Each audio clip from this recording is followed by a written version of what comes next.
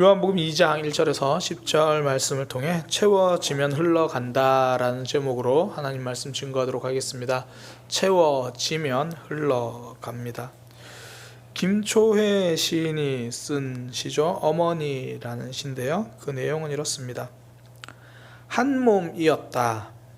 서로 갈려 다른 몸 되었는데 주고 아프게 받고 모자라게 나뉘일 줄 어이 알았으리. 쓴 것만 알아 쓴 줄 모르는 어머니, 단 것만 익혀 단 줄 모르는 자식. 처음대로 한 몸으로 돌아가 서로 바꾸어 태어나면 어떠하리. 그러니까 한 몸에서 나뉘었는데 어머니는 주는 삶만 가져가 버린 거고 자녀들은 받는 삶만 가져가 버린 거죠. 그러니까 어머니는 쓴 것 삼키는 삶을 가졌고 자녀는 단 것만 받아 먹는 삶을 가졌습니다. 그러니 주어도 더 못 준 것이 아프다는 거죠. 그러니 받고 받아도 받은 적 없는 것처럼 모자라다 말합니다. 그러니까 쓴 것만 삼키다 보니 쓴 줄 모르는 삶, 아니 써도 쓰다고 말하지 않고 삼키는 삶. 한편에서는 단 것만 먹어서 그 단 것을 주기 위해 얼마나 쓴 것을 삼켰는지를 잊으며 사는 삶. 그러니까 이 부모와 자녀의 관계 정말 기가 막히게 잘 쓴 시 같아요. 그러니까 부모가 자녀에게 무슨 큰 빚을 진 것처럼 막 그렇게 주잖아요. 그 이유가 무엇입니까? 사랑 때문이죠. 그러니까 부모 마음에 자녀를 향한 사랑이 꽉 채워져 있으니까 그 사랑이 넘쳐서 자녀에게 흘러가는 거예요. 그러니까 채워지면 흘러갑니다. 베드로와 요한이 걷지 못하던 사람을 걷게 한 이유가 이거잖아요. 베드로와 요한의 마음속에 기적의 예수님이 꽉 채워져 있으니까, 그 능력으로 채워져 있으니까 그 능력이 흘러서 기적을 만드는 거죠. 글을 쓰는 작가들의 공통점이 뭐냐면 쓰는 사람 이전에요, 읽는 사람이에요. 읽는 것이 없으면 쓸 것도 없어요. 그러니까 쓴다고 해도 새로운 것이 나올 게 없는 거죠. 그러니까 채워지지 않은 글은 살리는 기적의 글이 될 수 없는 겁니다. 오늘 본문이 우리에게 알려주는 원리가 이거죠. 말씀을 채워져야, 말씀 따라가는 삶이 채워져야 기적이 있다라는 겁니다. 그러니까 갈릴리 지역 가나라고 하는 동네에 이제 결혼식이 있습니다. 근데 이 결혼식에 문제가 생겼잖아요. 포도주가 떨어진 것. 너무나 잘 아는 내용입니다. 당시 포도주는 단순히 술 이상의 의미를 가지잖아요. 특히 잔치나 결혼식. 왜 우리나라에도 전라도 지역에는 잔치나 그런 때 홍어 없으면 안 된다 그러잖아요. 그러니까 이 이스라엘 지역에 포도주 없으면 이게 안 되는 거예요. 그러니까 술 이상의 의미죠. 음료이기도 하고 포도주 자체가 이 잔치에 기쁨을 상징하는 거거든요.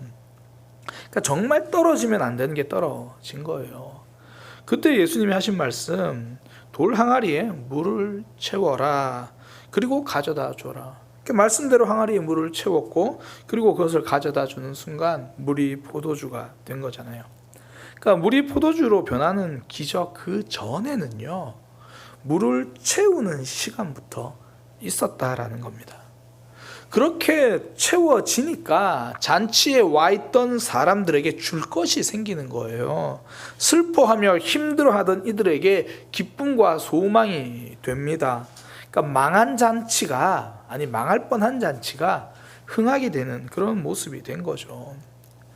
예수님의 말씀을 따라 물을 채운 하인들, 아무도 주목하지 않는 이들이죠.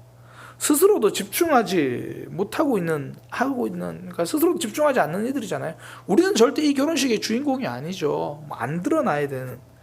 그러나 그들이 말씀을 따라 물을 채웠더니 예수님을 제외하고는 거기에 최고의 주인공, 바로 하인들이잖아요. 이게 채운 사람들만 기적을 맛보는 거예요. 채운 사람이 기쁨을 만드는 거예요. 채운 사람 옆에 있으니 함께 기쁨이 흘러가서 기쁨을 누리는 거예요. 그러니까 단순하게 접근하면 됩니다. 나도 예수님 말씀을 채우면 기적의 삶이 된다라는 거죠. 기적 싫어하는 사람은 없습니다. 요즘은 날마다 기적이 필요한 시기죠. 일을 하는 것도, 일을 구하는 것도, 사람을 만나는 것도, 만나서 대화하는 것도 뭐 하나 쉬운 일이 없어요. 그 모든 삶에 기적을 경험하는 삶이 되시기를 소망합니다. 그러니까 체험, 그 삶이 있을 때 그 기적이 흘러가는 거죠. 이 체험에 대해서 접근할 때요, 이 중요한 전제가 하나 있습니다. 하나님은 말씀하신다라는 거예요. 그 말씀을 채우는 삶의 중요한 전제는 하나님은 이미 말씀을 주십니다. 말씀을 하시죠. 그러니까 말씀이 없어서 채우지 못하는 게 아니라는 거예요. 말씀은 귀에다 채우는 게 아니라 손과 발에다가 말씀을 채워 넣는 거예요. 그러니까 예수님이 하인들에게 하신 말씀, 항아리에 물을 채우라. 사실 이 말씀만큼 지금 예수님이 상황 파악 못하고 계신 말씀이 어디 있습니까?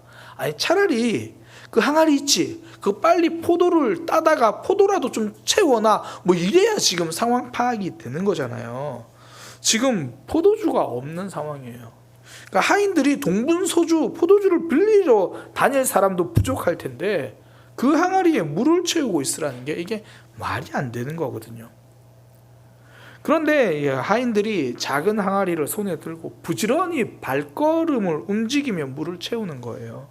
그러니까 말씀을 귀로만 들은 것이 아니라 손과 발로 들은 거죠.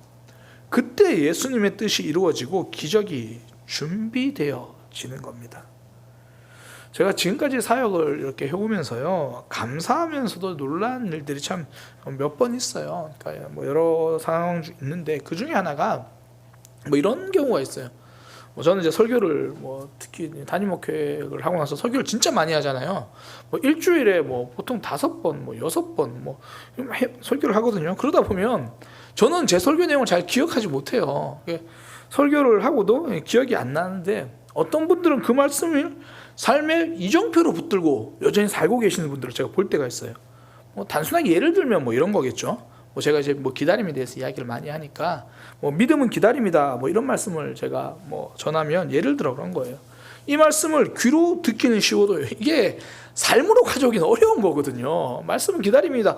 다 뭐 아멘 하죠. 맞는 말이니까. 근데 이거 삶으로 가져오면 이게 굉장히 힘들고 무겁거든요.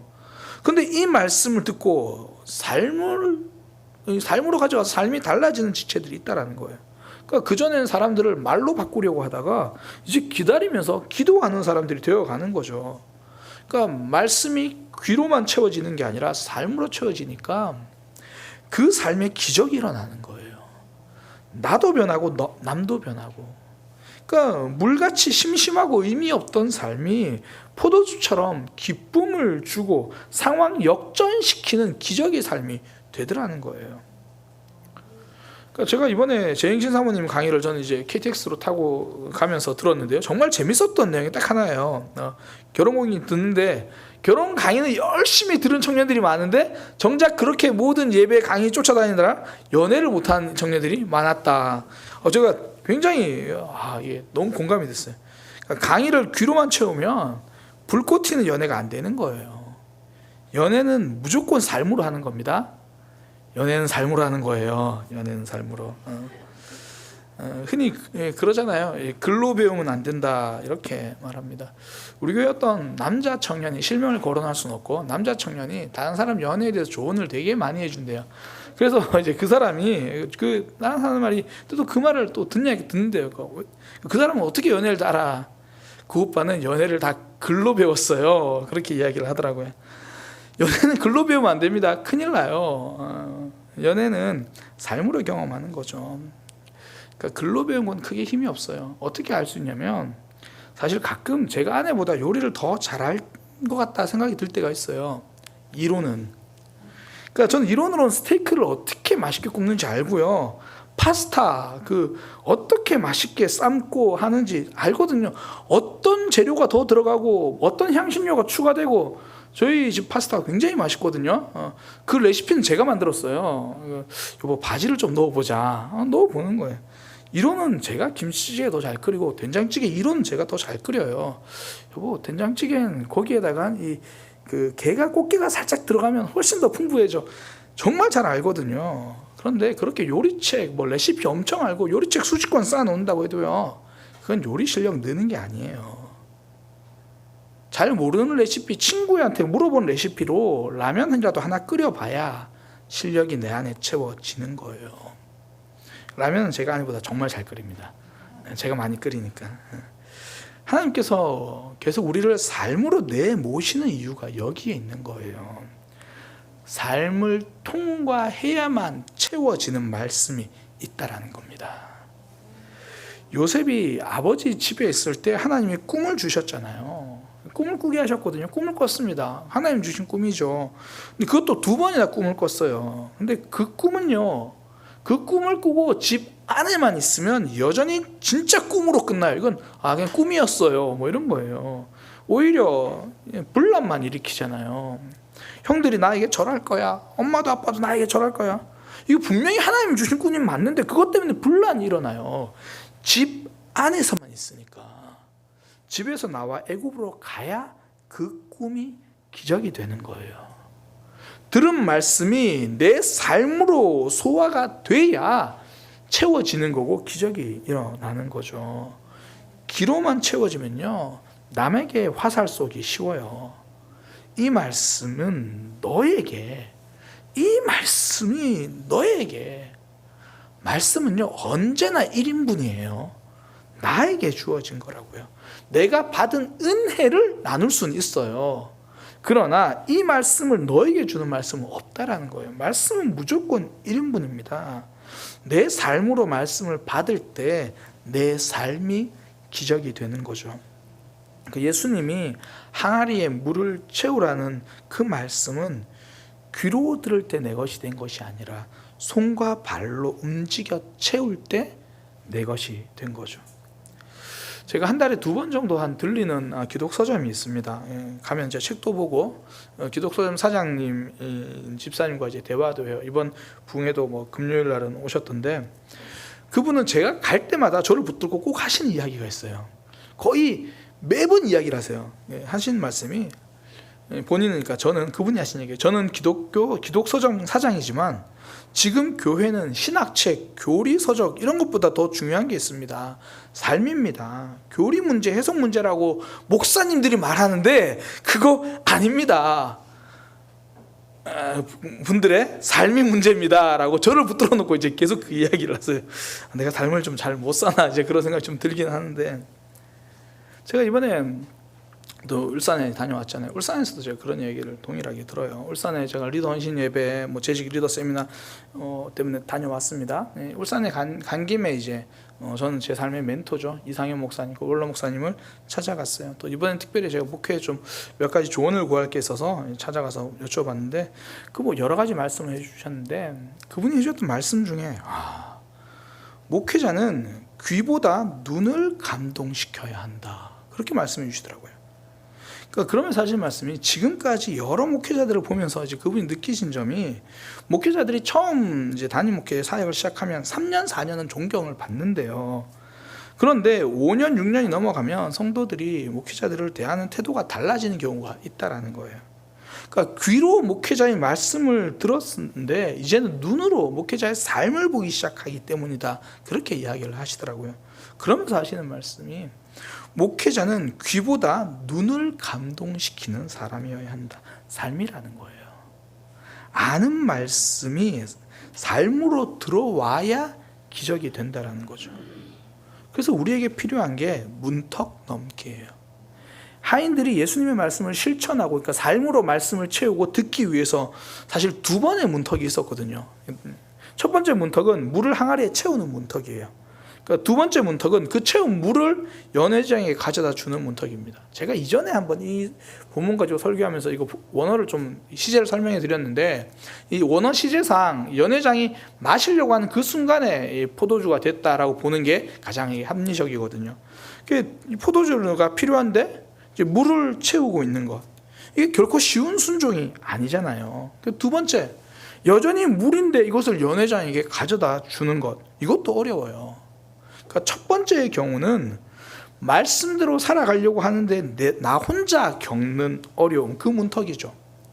두 번째는 말씀대로 살려고 하니까, 삶으로 채우려고 하니까 다른 사람 눈치가 보이는 거예요. 아니, 이 사람 이걸 어떻게 생각할까?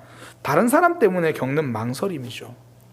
이 두 가지 문턱을 넘을 때 내 삶과 주변이 기적이 되는 거죠. 그러니까 말씀을 삶으로 채우려고 할 때 먼저 이 나 자신이 납득이 안 되는 경우가 있어요. 그러니까 말씀이 내 생각 문턱을 넘어서지 못하는 거죠. 가장 대표적인 사람이 바로 왕이거든요. 바로의 영성. 하나님이 모세를 보내셔서 바로 왕에게 이야기를 하잖아요. 이스라엘 백성들을 보내야 된다. 근데 그 말이 바로 왕에게 납득이 되지 않죠. 내가 왜 그 말을 따라야 되냐? 안 보내요. 그러니까 바로 왕 자신의 생각에 그 말씀이 문턱에 걸려서 납득할 수 없고 받아들이기 힘든 거예요. 그런데 그런다고 해서 하나님의 역사가 멈출 일은 없다라는 겁니다. 내 문턱에 걸려서 내 문턱에 말씀이 걸려 있어도 하나님은 여전히 일하신다는 거예요. 다만 내가 그 현장에서 제외될 뿐이죠. 보통은요, 문턱에 걸린 사람이 넘어져요. 근데 말씀은요, 달라요. 말씀이 문턱에 걸리면 말씀이 넘어지는 게 아니라 결국 그 문턱이 되어진 내가 넘어지죠. 아니, 무너지죠. 바로 왕이 딱 그 모습이에요. 하나님의 말씀 막아선다고 막을 수도 없고 자신만 그 역사에서 제외될 뿐이에요. 이런 사건이 열왕기 하에도 나오잖아요. 그 사마리아가 포위되어 있을 때 그 성에 먹을 게 하나도 없어서 얼마나 심했으면 심지어 이제 사람을 막 잡아먹기도 하는 그런 끔찍한 일이 있었어요. 근데 사실 그 사태가 벌어진 것도 사마리아 북이스라엘이 하나님의 말씀을 받아들이지 못해서 그렇잖아요. 그런데도 하나님 또 은혜를 주세요. 그런 상황이지만 또 엘리사를 통해서 회복의 메시지를 주시잖아요. 내일 이 성에 먹을 것이 철철 넘치게 될 거다. 그러니까 우리 하나님 참 멋있지 않아요? 우리가 한 번에 잘 순종하거나 받아들이지 못하잖아요. 첫 번째는 막 내 생각으로 다 걸러내는데 그래도 하나님은 우리를 포기하지 않고 또 다시 회복의 길을 알려주시고 기회를 주시는 거예요. 그런데 이 본문에서는 그 기회를 누리지 못하는 사람이 나와요. 그러니까 장관 한 사람이 엘리사의 말을 듣고 하나님이 알려주신 거잖아요. 그 하나님의 말씀을 듣고 비웃는 거예요. 아니, 하늘에서 밀가루가 쏟아져도 그런 일은 없을 거예요. 자기 생각의 문턱에 말씀이 걸렸어요. 그때 엘리사가 하는 말, 네가 너의 눈으로 볼 것이다. 그러나 먹지는 못할 거다. 실제로 그 사람은 그렇게 많은 음식이 이제 성으로 들어오는 걸 보지만 사람들에게 밟혀 죽습니다. 내가 거절한다고 기적이 멈추는 건 아닙니다. 단지 구경하는 영성이 될 뿐인 거죠. 예수님이 하인들을 불러서 물을 채우라고 하시는 거예요. 내 생각과 다르지만 그대로 받아들인 하인들, 기적을 경험하는 사람이 되는 겁니다. 잔치를 회복시키는 1등 공신이 되는 거예요. 하나님이 주시는 말씀이 내 삶에 힘들게 다가올 때가 있습니다.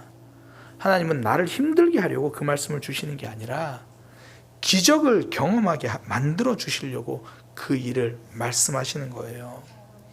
가정에서, 교회에서, 직장에서, 삶에서 말씀이 내 문턱, 내 판단을 넘어서 삶으로 드러나게 되기를 소망합니다. 그때 내 삶은 기적이 되는 거예요. 또 하나, 말씀이 삶 안에 채워지기 힘든 이유가 다른 사람들 때문에 겪는 망설임이거든요. 그러니까 물을 들고 이제 연회장에게 가야 하는 하인들, 이게 첫 번째보다 훨씬 어려운 문턱일 수 있죠. 그런 거예요. 나 혼자 기도할 수는 있거든요. 그런데 다른 사람, 교회 안 다니는 사람한테 당신을 위해서 기도해 주겠습니다, 이 말은 이게 쉽지 않아요. 몰래 그 사람을 위해서 기도는 하는데 다른 사람들 눈치 보면서 망설여질 때가 있다라는 거죠. 그러니까 나 혼자 신앙생활 열심히 막 고군분투하면서 할 수 있어요. 근데 그 모습을 집에다가 말하기는 좀 민망할 때가 있죠. 왜 내 삶은 아무리 봐도 아직 포도주가 안 된 것 같아서 당당하게 말하기가 좀 어렵거든요. 아까 연애를 이야기했는데 연애는요 고백해야 시작됩니다. 결혼도 그래요. 제가 산 증인이거든요. 결혼에 대한 전혀 생각도 없던 한 아가씨를 제가 우리 무조건 결혼해야 된다고 제가 그렇게 한 달 동안 결혼 프로포즈 설득하고 한 달 후에 또 한 달 동안 장모님 설득하고 그러고 결혼에 골인했어요. 결혼, 연애, 사랑 고백해야 이루어집니다. 용기 있는 자가 미인을 차지할 수 있단 말이 괜히 나온 말이 아니에요. 물론 요즘은 스토커가 되지 않게 조심을 해야 돼요.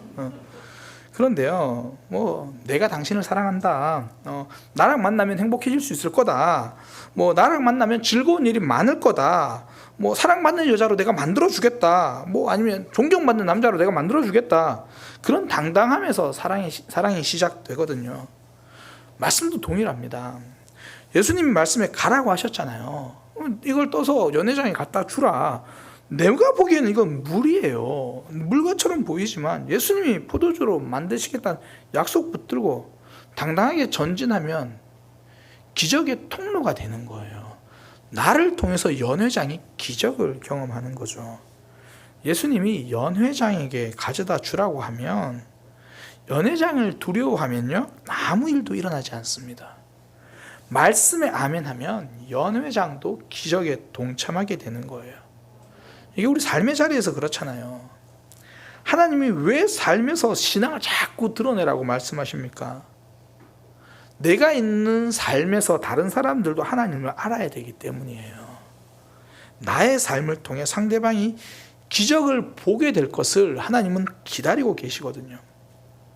지난 토요일 날 이제 어떤 교수님 한 분이 이제 강사님 가정 식사를 대접하시겠다 하셔가지고 이제 함께 갔어요. 뭐 거리두기 때문에 사모님과 아이들이 별도로 이제 들어가고 저와 목사님, 교수님, 제 아내 이렇게 4명이서 식사를 하는데 그때 목사님이 그때 교수님이 하신 이야기가 뭐냐면 오전에 조찬 모임 겸 세미나 때문에 이제 마치고 좀 늦게 오셨어요. 이 시간에 빨리 온다고 하는데 조금 늦었다고 한 10분 정도 늦었는데.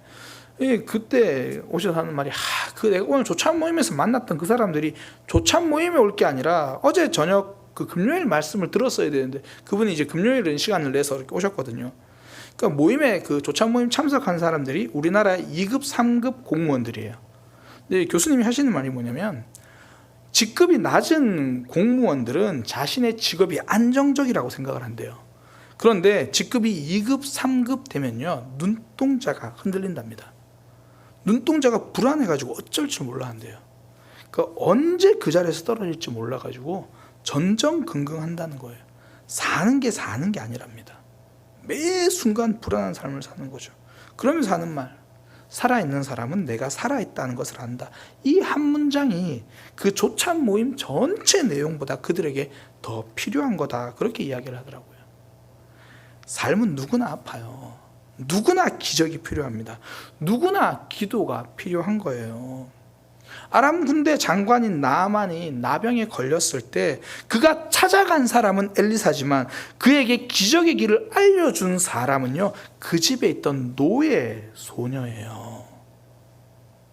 많은 것을 가진 것 같은 나아만 장군도 기적이 필요합니다.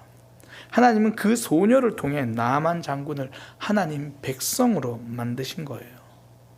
하인의 입장에서 연회장에게 물을 가져다 주는 것이 쉽지 않죠. 정말 이런저런 생각 많이 들 거예요. 내가 이거 가져다 주면 저 사람 날 뭐라고 생각할까? 우리도 사실 내 신앙을 다른 사람 앞에 가지고 가는 것, 이 문턱을 넘기가 굉장히 어렵잖아요. 망설여지고. 그러나 하나님은 우리의 손을 통해 그들이 하나님을 알게 되기를 원하는 거예요. 복음이 흘러가고 생명이 흘러가고 기적이 흘러가기를 원하는 거죠. 성도는 복음을 가진 사람입니다. 성도는 생명을 가진 사람입니다. 우리가 바로 기적을 줄 수 있는 사람입니다. 우리의 삶에도 나만 장군 같은 사람, 연회장 같은 사람들이 기다리고 있다는 거예요. 우리가 다른 사람 의식하는 문턱을 넘어서 그들에게 다가설 때 그들은 우리를 통해 하나님을 만나게 될 겁니다. 제가 기도해 줄게요. 혹시 이 말씀 한번 들어보실래요? 이 작은 한마디를 전하는 큰 용기가 기적을 만드는 삶이 되는 거예요. 말씀 채워져야 은혜가 흘러가고요. 기적도 흘러갑니다. 말씀은 귀로 채우는 게 아니라 손과 발, 삶으로 실천할 때 나에게 쌓이고 채워지는 겁니다. 그때 가로막는 두 가지 문턱, 나 자신 그리고 다른 사람을 의식하는 것. 이 문턱을 넘어설 때 내 속에 채워진 말씀이 주변으로 흘러가서 기적의 사람, 또 기적의 공동체를 만들 겁니다. 그렇게 말씀을 채워 기적의 사람으로 살아가는 저와 여러분 되기를 소망합니다. 기도하겠습니다. 하나님, 우리의 삶, 하나님의 말씀 귀로 듣는 것이 아니라 손과 발로 삶으로 듣게 하여 주옵소서. 내 생각의 문턱을 말씀이 넘어서게 하여 주옵소서. 주님, 나는 여전히 완고합니다. 주님, 나는 여전히 내 생각에 갇혀 있습니다. 나는 여전히 내 문턱을 잘 낮추지 못합니다. 그러니 말씀이 그냥 나를 넘어서서 우리 속에 임하여 주옵소서. 나의 문턱을 넘어서서 하나님의 은혜로 우리의 삶에 채워 주옵소서. 여전히 다른 사람에게 내 신앙을 고백하고 내 신앙을 나누려고 하니 망설여집니다. 하나님은 우리를 통해 그 사람이 기적의 사람이 되기를 원하는데 우리의 망설임이 그 길을 막고 있습니다. 하나님, 큰 용기가 필요합니다. 우리에게 주신 생명, 저들에게도 필요하다는 이 절박함을 깨닫게 하여 주옵소서. 우리가 그 자리에 있는 이유가 그곳에 생명을 심어두기 위해서라는 그 하나님의 마음과 계획을 깨닫고 발견할 수 있게 하여 주옵소서. 말씀을 채워 기적을 흘려보내는 삶이 되게 하여 주옵소서. 예수님의 이름으로 기도드립니다.